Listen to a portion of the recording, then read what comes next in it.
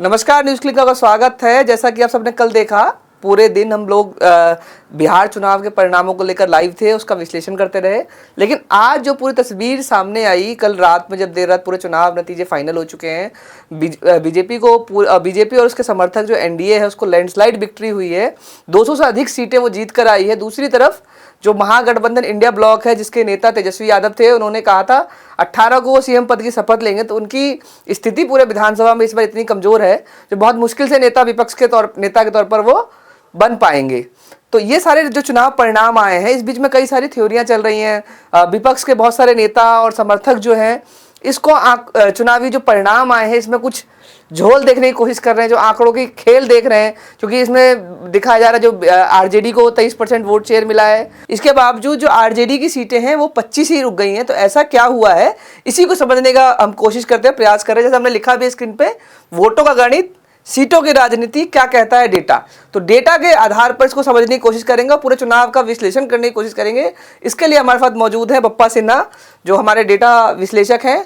वो डेटा के जरिए हमको बिहार के जो पूरा चुनाव गणित होता है, वोट शेयर के आधार पर किस तरह से सीटें आ रही हैं या सीटों का डिस्ट्रीब्यूशन कैसे होता है, इनका कंपैरिजन किस तरीके से किया है, इन डेटा को देखा कैसे जाए और चुनाव के मुद्दों पर किस तरीके से रही, तो उनकी टिप्पणी क्या है, चुनाव में किन कारकों ने काम किया, इन सब बातों पर हमारे साथ चर्चा करेंगे बप्पा सिन्हा।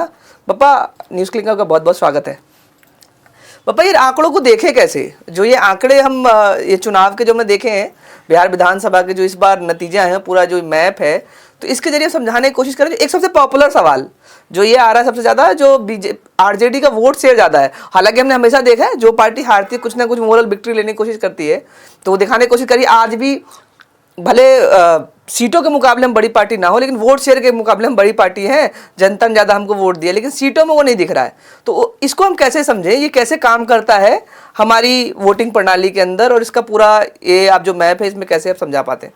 हाँ, तो देखिए, ये जो पहला क्वेश्चन है उसमें आप देखेंगे कि बीजेपी के लगभग 20% वोट आए हैं, जेडीयू के 19% वोट आए हैं और आरजेडी के 23% वोट आए हैं। लेकिन अब सीटों में देखेंगे तो बीजेपी के ऑलमोस्ट 90 सीट हैं, इनके 95 सीट है, 85 सीट है, और आरजेडी के सिर्फ 25 सीट है। तो इससे लोगों को यह लग रहा है कि कुछ सेटिंग हुआ है। हाँ, कि इनका वोट ज्यादा है लेकिन सीट इतने कम है, मतलब ऑलमोस्ट एक चौथा ही, ऑलमोस्ट मतलब 1/3 या 1/4 के बीच में सीट है उनके। तो ये कैसा हो गया। लेकिन आपको इसमें ये ध्यान रखने की जरूरत है कि बीजेपी और जेडीयू ने दोनों ने 101 सीटों पे लड़ा था, तो 101 सीटों पे उनका अबाउट 20% वोट शेयर है। आरजेडी ने 143 सीट्स में लड़े थे, तो ऑलमोस्ट 40% से ज्यादा सीटों में लड़े थे वो लोग। तो उन 40% ज्यादा सीटों में लड़के उनका सिर्फ 3% वोट शेयर बढ़ा है। तो वो डायरेक्टली इनको आप इन नंबर्स को डायरेक्टली कंपेयर नहीं कर सकते। ये 20% 101 सीटों में स्प्रेड आउट है, जबकि ये 23% 143 सीट्स में स्प्रेड आउट है। बेसिकली इसका आरजेडी का वोट शेयर विखराब है। हाँ। ज्यादा क्षेत्र में आया है, जब उनका कॉन्सेंट्रेटेड कम इलाकों में या कम निर्वाचन क्षेत्र में वोट शेयर है। हाँ।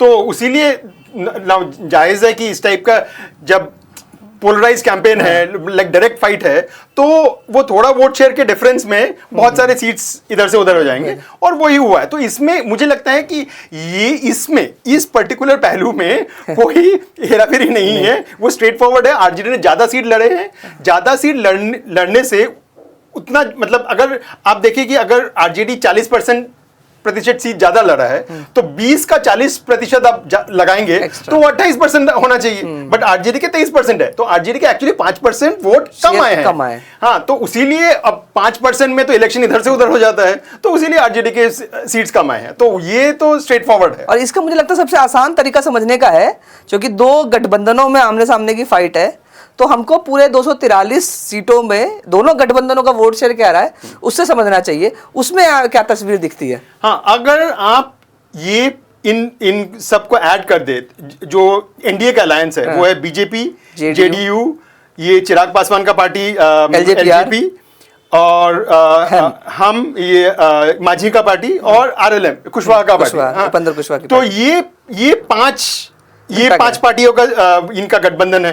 तो अगर इनको आप ऐड करेंगे तो लगभग 47 या 48% आते हैं, 47% आते हैं शायद।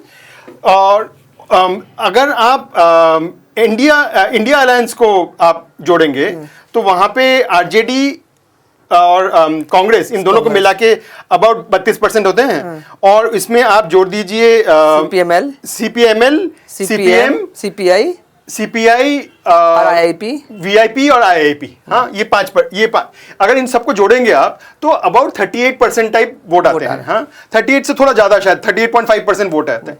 तो इन दोनों के बीच में जो गैप है वो अबाउट कितना हुआ, अबाउट 7% का गैप, 7% का गैप है। तो अब वो 7% का गैप जहां पे जस्ट दो फोर्स हैं उनमें डायरेक्ट फाइट है। जो कोई थर्ड फोर्स है ही नहीं।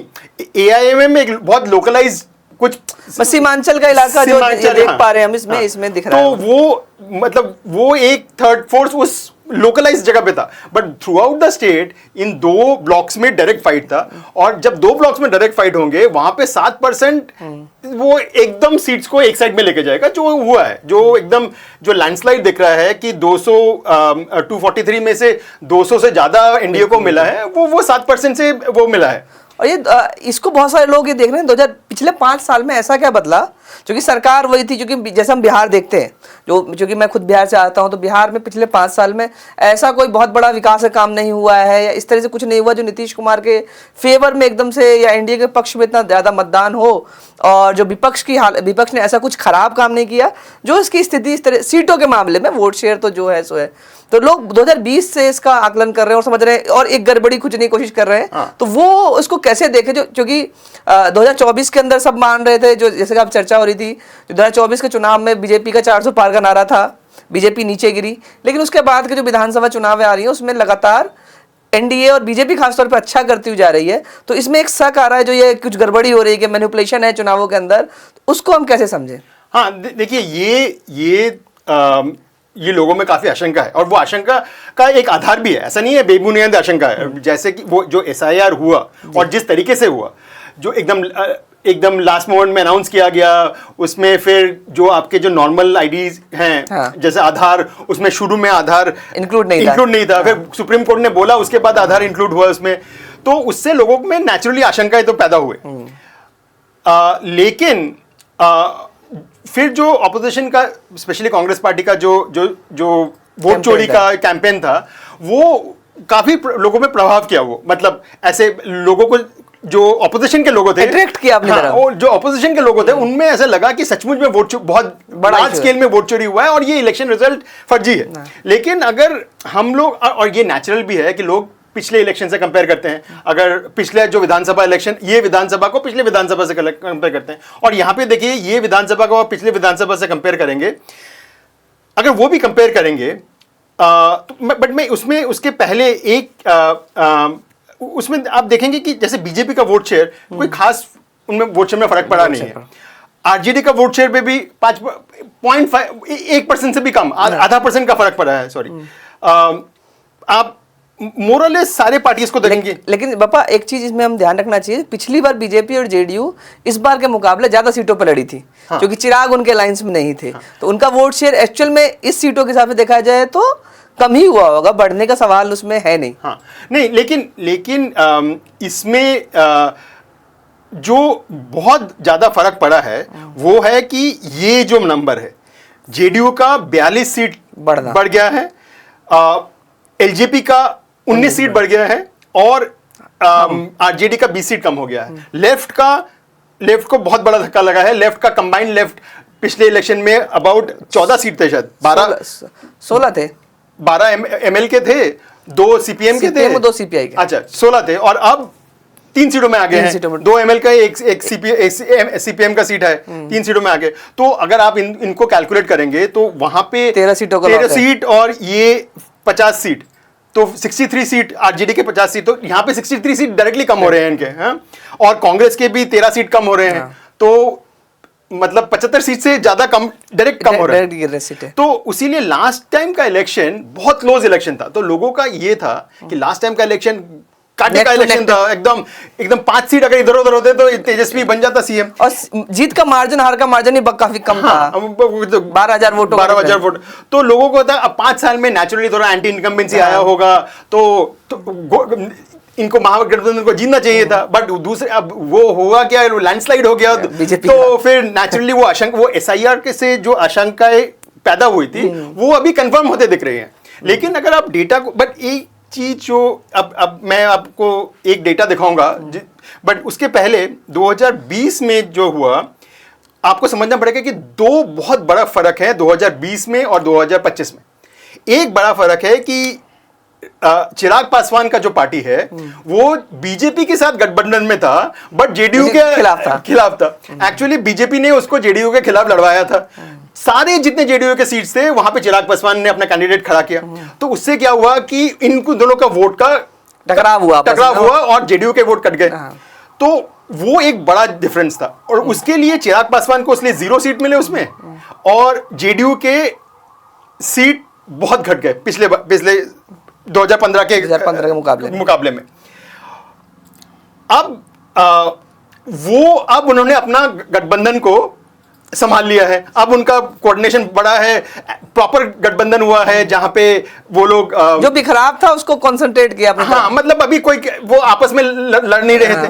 जैसे ही आपस में लड़ना बंद कर दिया, आपने देखा कि जेडीयू के वोट परसेंटेज 3.6% बढ़ गया। हाँ, तो यही एक फर्क पड़ा है। ये एलजेपी के भी ये यहाँ पे 5% ज्यादा दिखा रहे हैं, लेकिन वो पार्टी के नाम से वो हमारा सॉफ्टवेयर ज्यादा दिखा रहे हैं, बट उनका भी तब भी 5% टाइप भी आया, 6% के आसपास वोट था, मतलब लगभग उनका कुछ फर्क नहीं पड़ा है। तो लेकिन वो 6% इन्हें गठबंधन से बाहर था। हाँ, इस बार गठबंधन में जुड़ गया वो। हाँ, तो हाँ, वो एक फर्क पड़ा है। और बाकी सब पार्टीज का मोर और लेस मतलब 1% से कम इधर उधर हुआ है। सब पार्टीज का कुछ खास फर्क नहीं पड़ा है। दूसरा जो डिफरेंस था उस टाइम से, कि वो टाइम था, अगर आप याद करें तो 2020 के नवंबर में पहला कोविड वेव जस्ट खत्म हुआ है, और या चल ही रहा है। हाँ। कोविड वेव तो पीक हुआ था दिवाली के टाइम पे, है ना? बिल्कुल। हाँ। और तो वो उसी टाइम था, लॉकडाउन है, सारे माइग्रेंट वर्कर्स जो थे वो घर वापस आ गए हैं, किसी का नौकरी नहीं है। तो उस परिस्थिति, और जिस तरीके से पहुंचे थे बिहार के लोग, पैदल चलते हुए, गाड़ी नहीं था, पुलिस वाले मार रहे हैं, लोग एकदम पंजाब से पैदल चल के बिहार जा रहे हैं। तो उस परिस्थिति में वो इलेक्शन हुआ था। तो ये जो दो चीज था कि उनका अलायंस ठीक तरह से काम नहीं किया था, एक दूसरे से लड़ रहे थे, और दूसरा ये कोविड और लॉकडाउन वाला परिस्थिति था। तो मुझे लगता है कि इसलिए अब का इलेक्शन वो 2020 का जो एक स्पेशल सर्कमस्टांसेस में इलेक्शन था उससे कंपेयर करना ठीक उचित नहीं होगा। इससे ज्यादा उचित जो कंपैरिजन है वो 2024 में जस्ट पिछले साल इलेक्शन हुआ है। अगर आप देखेंगे कि एक साल में कोई खास राजनीतिक स्तर पे कोई खास फर्क नहीं पड़ा है। अब इसलिए ज्यादा जरूरी है कि बिहार ने जब उत्तर प्रदेश जैसा स्टेट जहां बीजेपी का सरकार था, होल्ड है, वहां पर सीटें कम हुई, और बिहार में उस समय भी इतना बड़ा नुकसान बीजेपी को नहीं हुआ था। तो वो नहीं हुआ है, और जो कंडीशंस है लोगों के मोरल सेम है। एक साल में कोई फर्क नहीं पड़ा है। तो हम अपने सॉफ्टवेयर में क्या करते हैं कि इसको हम लोग 2024 के इलेक्शन के साथ 2000 लोकसभा इलेक्शन के साथ इसको कंपेयर करने की कोशिश 2024 के लोकसभा इलेक्शन के साथ कंपेयर करते हैं।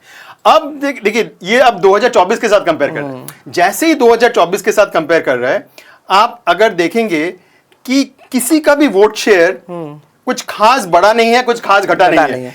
एक ये चिराग पासवान की पार्टी को थोड़ा सा उनका वोट शेयर थोड़ा कम हुआ है। हाँ। बाकी सबका मोरलेस, इसलिए भी क्योंकि जिस तरह ज्यादा लोकसभा उन्होंने 6 लड़ी थी। हाँ। विधानसभा में उनकी सीटें कम थी। हाँ। एक तो बट आप अगर नोटिस करेंगे, और ये जो हाम और आरएलएम है, इनका वोट शेयर भी ये हमारा सॉफ्टवेयर अलग दिखा रहा है। हाँ। बट वो नाम के स्पेलिंग में थोड़ा डिफरेंस है, तो उसीलिए दिखा रहा है। लेकिन अगर आप देखेंगे कि इनका वोट शेयर एग्जैक्टली सेम है 2024 के कंपैरिजन में। उनका शायद 0.75% घटा है। हाँ, मतलब एनडीए का एक्चुअली घटा है 0.75%, और इंडिया अलायंस का भी घटा है 0.7, वो सेम ही घटा है। तो इन दोनों का जो गैप है वो मोरलेस सेम है 2024 के मुताबिक। हाँ, अब अगर आप परिस्थितियां भी देखेंगे, राजनीतिक परिस्थितियां, आर्थिक परिस्थितियां देखेंगे, तो 2024 और 2025 में कुछ खास फर्क आया नहीं है। मुझे तो लगता नहीं है कोई खास फर्क है। जो कुछ आया इंडिया के फेवर में हुआ है। उन्होंने जीविका दीदी को जिस तरह 10,000 रुपए की स्कीम, एक तरह से मतलब जो सोशल स्कीम वो लेके आया और दिया, उससे तो एनडीए के पक्ष में ही चीजें गई ना।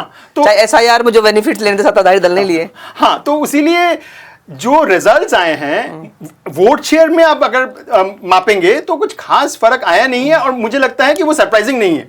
अगर आप एक ऑब्जेक्टिवली डेटा बेस्ड आप एनालिसिस करेंगे, विश्लेषण करेंगे, तो आपको वही नतीजा जो नतीजा आने चाहिए थे वही दिख रहे हैं। हाँ, सीट्स में थोड़ा इधर उधर हुआ है, सीट्स में इधर उधर इसलिए हुआ है कि अगर आप देखेंगे कि बीजेपी का वोट शेयर थोड़ा घटा है लेकिन 21 सीट ज्यादा मिल रहे हैं, इनका वोट शेयर थोड़ा बड़ा है, 13 सीट ज्यादा मिल रहे हैं। बट वो ये भी है कि जब आप लोकसभा लड़ते हैं तो लोकसभा में आपका एक कैंडिडेट 6 या 7 असेंबली, मतलब एक जो लोकसभा का जो कम से कम कॉन्स्टिट्यूंसी 5-6 सीटें तो होती है इसके अंदर। 6 बिहार जैसे स्टेट में 5-6 सीट, बिहार में कितने हैं? 40 लोकसभा है, 243 सीटें हैं, 6 का पकड़ के चलते हैं। 6 ऑन एवरेज 6 असेंबली सीट होता है, तो आप एक कैंडिडेट को 6 असेंबली सीटों में लड़ाएंगे। अब जब विधानसभा में आएंगे तब आप चुनेंगे कि इस सीट में ये जाति आगे है, उस सीट में वो जाति है, तो आप ज्यादा माइक्रो मैनेजमेंट करें। और वो माइक्रो मैनेजमेंट में अमित शाह और बीजेपी एकदम माहिर हैं, तो उन्होंने वो थोड़ा मैप पे देख सकते हैं क्या, जो 2024 के लोकसभा में विधानसभा सीटें कैसे कन्वर्ट हो रही थी। हाँ, तो उसीलिए उससे एक रीजन वाइज समझ में आएगा क्या बदला है। इसीलिए मैं एकदम एक बार खत्म कर देता हूं कि 2000 वोट शेयर में कुछ फर्क नहीं आया, 2024 और 2025 के अंदर कुछ फर्क नहीं आया है, जो कि हमारा एक्सपेक्टेशन भी होना चाहिए था। और क्योंकि एनडीए ने भी ऐसा कुछ खास किया नहीं है। हाँ, वो इलेक्शन के जस्ट पहले वो 10,000 का जो इलेक्शन के बीच में दे दिया, हाँ, अनाउंसमेंट जस्ट पहले किया, और जो जिस दिन इलेक्शन था या उसके पहले दिन वो पैसा आया लोगों के बीच में किताबों में, राइट। इंडिया अलायंस ने ऐसा कुछ किया नहीं है लास्ट 1 साल में कि उनको ये उम्मीद होनी चाहिए थी कि वो वोट बहुत बढ़ेंगे, ठीक है। अब अगर आप इसको यही मैप को 24 के इलेक्शन में देखते हैं, 24 का इलेक्शन देखो, ये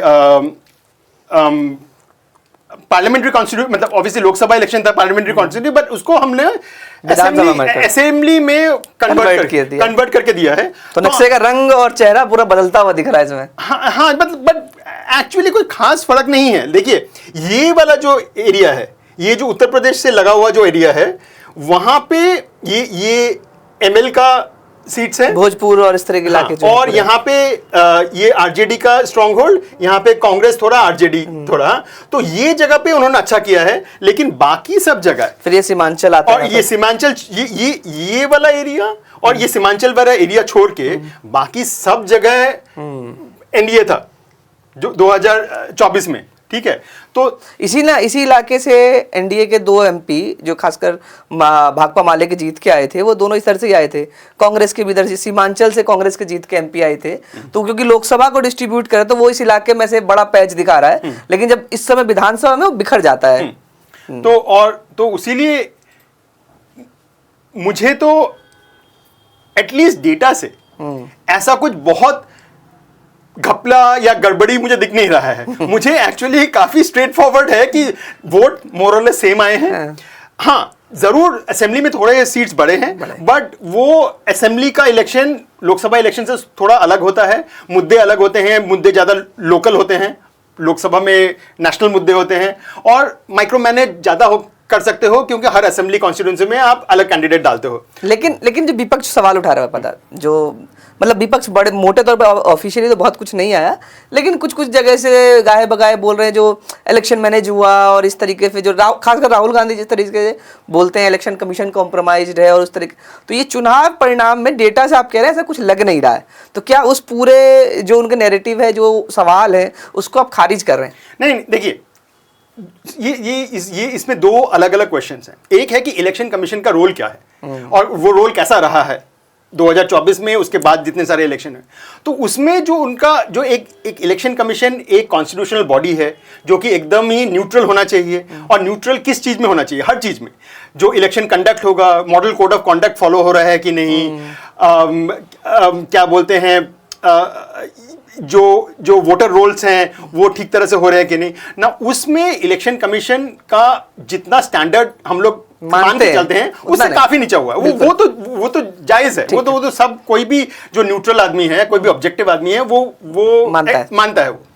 उसमें जिस तरह से एसआईआर किया गया, अगर एसआईआर का रिक्वायरमेंट भी था, अगर वो पॉलिटिकल पार्टीज को एक साथ लेके करते तो मुझे लगता नहीं है इतना ऑपोजिशन होता।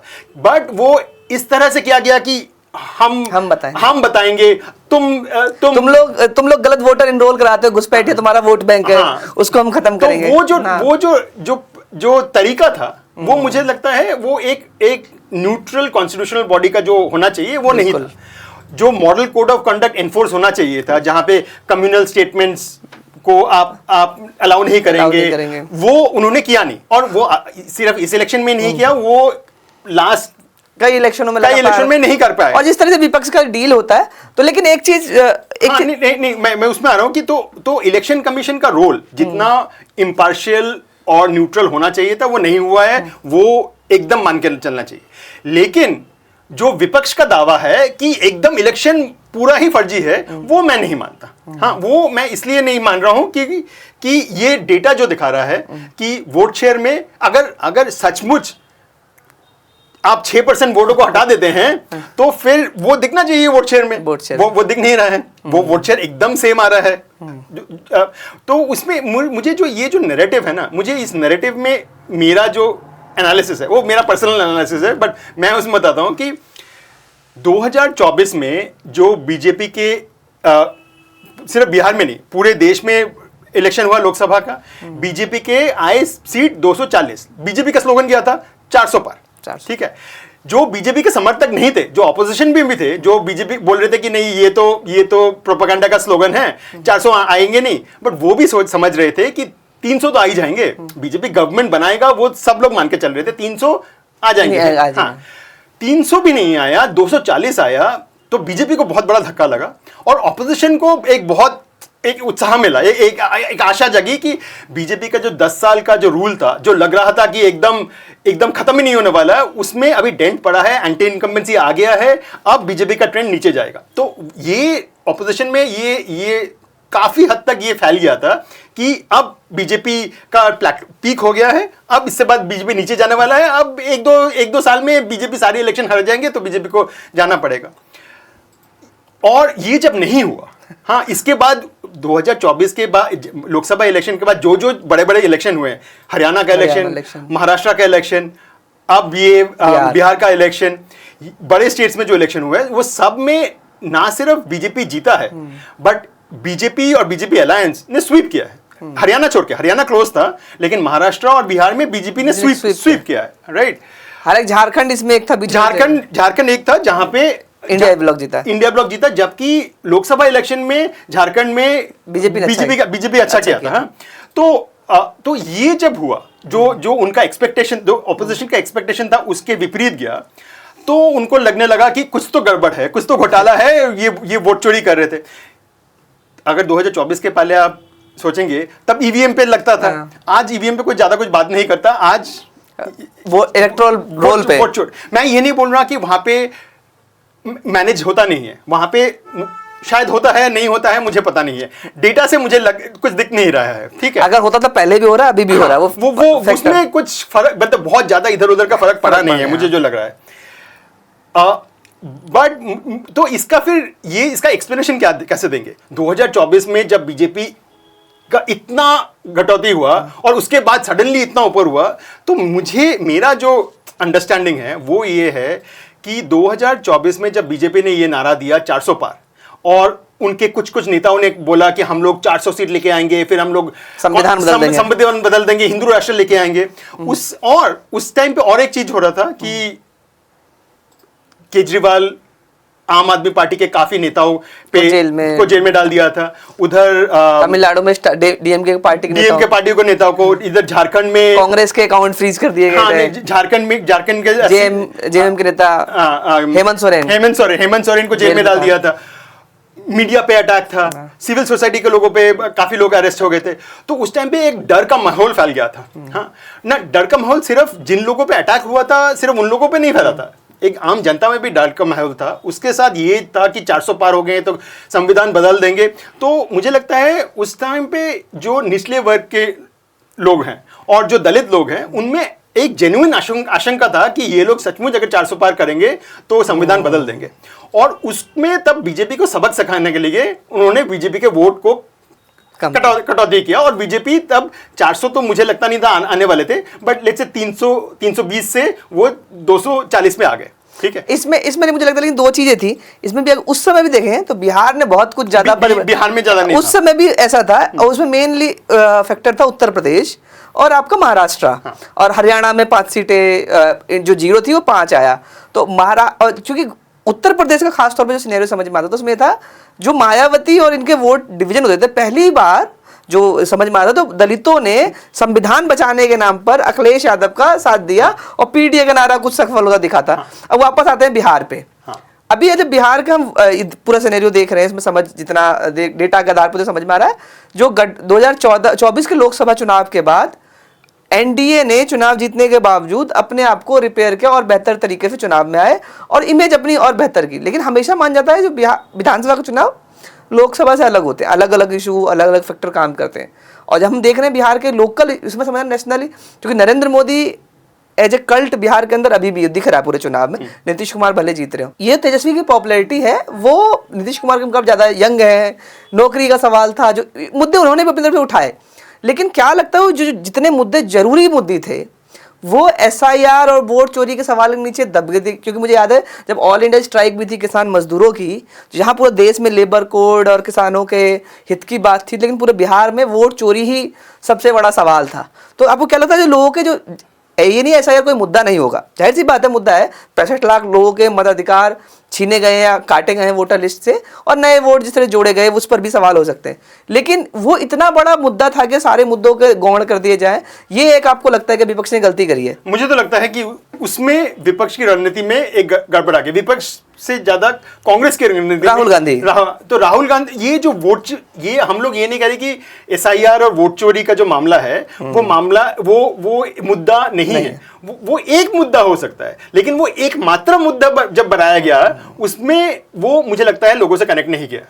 लोगों के जो एक्चुअल मुद्दे हैं, जो रोजी रोटी के मुद्दे हैं, जो लाइवलीहुड के मुद्दे हैं, हाँ, जो आर्थिक जो परेशानियां हैं, वो उसको एकदम साइडलाइन करके आप सिर्फ वोट चोरी अगर लेके आएंगे तो मुझे लगता है वो लोगों से कनेक्ट नहीं हुआ ना। तेजस्वी ने ये बेरोजगारी का मुद्दा उठाने की कोशिश किया। तेजस्वी ने ये भी प्रॉमिस किया कि हर परिवार में एक नौकरी देंगे। हालांकि वो लोगों को समझ नहीं आया जो ये होगा कैसे, बहुत बड़ा वादा तो नहीं था। हाँ, वो लोगों को अब जब आप ये नहीं बता रहे कि वो अब करोगे कैसे, हाँ, तो लोगों को उसमें विश्वास नहीं हुआ। हाँ, तो और उसको जिस तरह से लोगों तक लेके जाना चाहिए था, लोगों को समझाना चाहिए था कि ये हमारा प्लान है, हम लोग आएंगे तो हम लोग ये डिपार्टमेंट में पैसा डालेंगे, ये डिपार्टमेंट में ये करेंगे। अगर वो लोगों को समझाने की कोशिश करते तो हो सकता है कुछ लोग समझ जाते।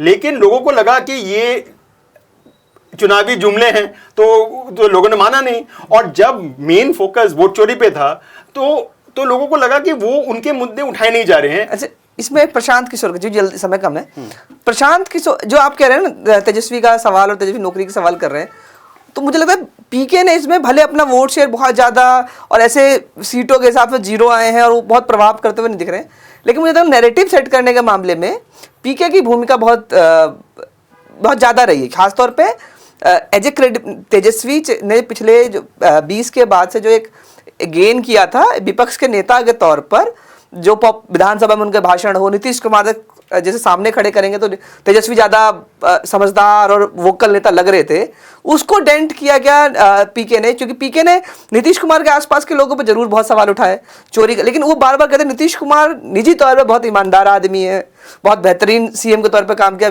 बिहार को विकसित किया है। तेजस्वी 9वीं फेल है। तेजस्वी जो फेलस्वी तक का जो सफर पीके ने नरेट किया टीवी में, और टीवी में कितने इंटरव्यूज हुए, क्या उसने इस इमेज पे भी विधानसभा में जो गेन मिलना चाहिए था एनडीए को वो कम मिला? और दूसरा इसी से जुड़ा हुआ सवाल, जो माइक्रो मैनेजमेंट की बात कर रहे हैं, अमित शाह बिहार के अंदर कैंप करके सीट बाय सीट उनके जो क्या बोलते हैं उसको, बागी थे जो चुनाव मैदान, उनको बैठाया, उनको बातचीत करके कई सीटों पे बैठाया। और महागठबंधन में हमने देखा ये नहीं होता हुआ दिखा। और खासतौर पर कांग्रेस ने जिस तरह से सीटें बांटी, वो नैरेटिव भी सेट नहीं कर पाए। कई सारे ऐसे लोगों को टिकट दिया जो लगातार इनके एजेंडे के खिलाफ या हिंदुत्व राइडिंग फोर्स की एजेंडे पे काम करते थे, उनको टिकट दिया। खासकर मुस्लिम बहुल सीटों से, जाले की सीट जो दरभंगा की मिथिलांचल की है, वहाँ से ऋषि मिश्रा जैसे, तो ये सब फैक्टर भी ज़्यादा हावी थे क्या? हाँ, मतलब ये देखो डेटा से तो इसका पता नहीं लगेगा। इसमें तो हम लोग इसके ऊपर अपना गैस ही बता सकते हैं। बट मुझे लगता है कि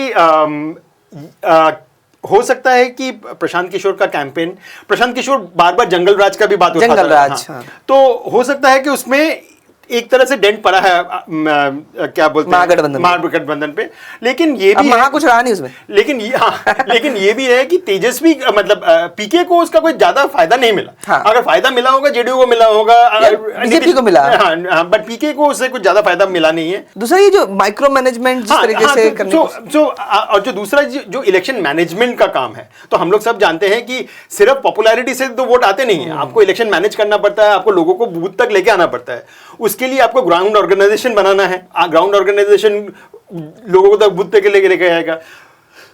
उसमें बीजेपी का ग्राउंड ऑर्गेनाइजेशन सबसे बेहतर है, वो बेहतर तरीके से बूथ और वोटर मैनेज करते हैं। और वो सिर्फ इलेक्शन के टाइम पे ही नहीं है, 5 साल करते हैं। आरएसएस के लोग 5 साल हर दिन ग्राउंड में है। अब वो जब तक ऑपोजिशन वो नहीं सीखेगा और वो नहीं करेगा, और वो करने के लिए आपको जो आपको वॉलंटियर चाहिए, जो आपका कैडर चाहिए, वो आएंगे क्यों? और ट्रेंड कैडर चाहिए। हाँ, वो आएंगे जब आप उनके मुद्दे उठाएंगे, आप उनके आर्थिक मुद्दों पे बात करेंगे, तभी तो आप लोग यूथ को अट्रैक्ट करेंगे कि वो आपके पार्टी में आके काम करेंगे और लोगों तक जाएंगे। तो वो जब तक नहीं होगा तो तब तक मुझे लगता है कि ये चलता रहेगा। हाँ, तो और क्योंकि मैं ये बात कह रहा था, क्योंकि मैंने कई सारी सीटें देखी जहां पर जैसे रितु जायसवाल इनकी महिला विंग की अध्यक्ष थी, वो एक सीट से लड़ना चाहती थी, पार्टी ने कहा नहीं ये सीट आप नहीं लड़ोगे, यहाँ से कोई और लड़ेगा, पार्टी ने किसी और कैंडिडेट को सीट दिया, वो वहां पर सेकंड नंबर पर रही, वो पार्टी के खिलाफ जाकर चुनाव लड़ गई और वो सेकंड नंबर पर रही। गौरा बड़म की सीट जो है, जहां से मुकेश सहनी के बड़े भाई जो उनकी पार्टी के अध्यक्ष थे, वो भी चुनाव लड़ रहे थे, और वहीं से आरजेडी के एक और कैंडिडेट थे, हालांकि आरजेडी ने खुद उसको सिंबल दिया था, लेकिन बाद में विड्रॉ करने के लिए कैंडिडेट ने विड्रॉ कर दिया, जो मैं वापस नहीं लेता। फिर चुनाव से एक दिन पहले आपने उसको विड्रॉ किया, उस सीट पर भी आपका वो स्थिति उस तरह से खराब रही। चाहे जाले की सीट पर कांग्रेस के खाते में गई, कांग्रेस ने पहले एक ऐसे टिकट दिया मुस्लिम को, फिर लगा इससे विवाद होगा, उसको विड्रॉ कराया, फिर आरजेडी से हायर करके आप टिकट, तो ये कई सीटों पर दिख रहा है, जो उन सीटों पर प्रभाव तो खासतौर पर दिख रहा है। तो हालांकि हम मानते हैं जो बीजेपी इन सब कामों में माहिर है, और सत्ताधारी दल के लिए करना आसान भी होता है, क्योंकि उसके पास देने के लिए अपने कार्यकर्ताओं को बहुत कुछ होता है। आप चुनाव में बैठ जाओ, आपको हम कुछ और बना देंगे। देखिए ये सब छोटे मोटे जो ये सब कुछ सीटों पे होता है, वो छोटे में होता है, वो सबके, वो ये नहीं है कि बीजेपी में नहीं होता है, वो बीजेपी में होता है, जेडीयू में भी होता है, आरजेडी में भी होता है, कांग्रेस में भी होता है। लेकिन बीजेपी का ओवरऑल ऑर्गेनाइजेशनल स्ट्रक्चर के लिए, क्योंकि ये सत्ताधारी पार्टी है, उनका ज्यादा कंट्रोल है, ज्यादा रिसोर्सेज हैं, ज्यादा पैसे हैं, तो वो उसको बहुत अच्छे से मैनेज करते हैं, बेहतर तरीके से मैनेज करते हैं।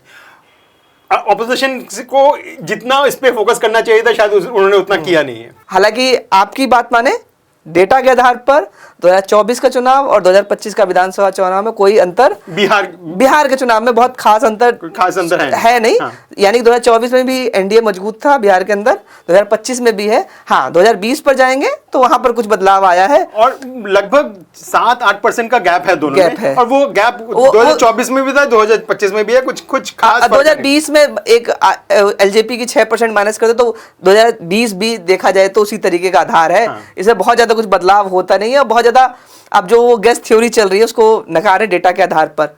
बहुत बहुत शुक्रिया पापा, आप हमारे साथ जुड़े और इतने बारीक तरीके से आपने विश्लेषण किया, उसके लिए बहुत बहुत शुक्रिया।